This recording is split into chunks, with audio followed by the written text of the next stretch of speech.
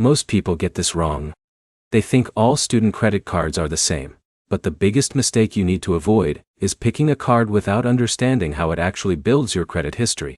In this video, we are ranking the best student credit cards in 2026, so you can start building credit the right way from day one. Let's start with the basics. A student credit card is designed for people with little or no credit history. The goal is not just spending, but learning how to manage credit responsibly. Now here's where it gets interesting. The best student credit cards fall into three main types.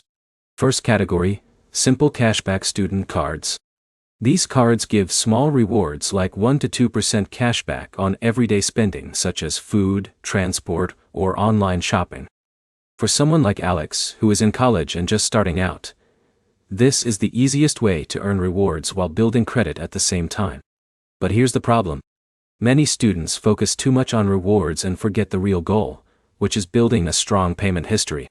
Second category, student cards with no annual fee and credit education tools. These cards are designed to help beginners understand credit. They often include free credit score tracking and spending alerts. For someone like Jake who is new to managing money, these tools are extremely helpful because they prevent missed payments and overspending. In a minute, I'll explain why payment alerts alone can significantly improve your credit score over time. Third category, secured student-friendly cards. These require a small refundable deposit, but they are easier to get approved for if you have no credit history at all. For example, John might deposit $200 and get a $200 credit limit. If used responsibly, this can quickly build a credit foundation. Now let's talk about what actually matters most. Your credit score is mainly built on payment history, credit usage, and time. But payment history is the most important factor.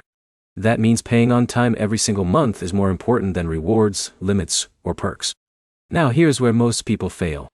They open a student credit card and start spending too much too quickly, thinking they need to use the full limit.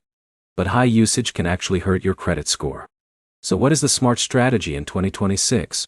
Start with one simple student card. Keep your usage low, ideally under 30% of your limit. Pay it off in full every month. And track your progress over time.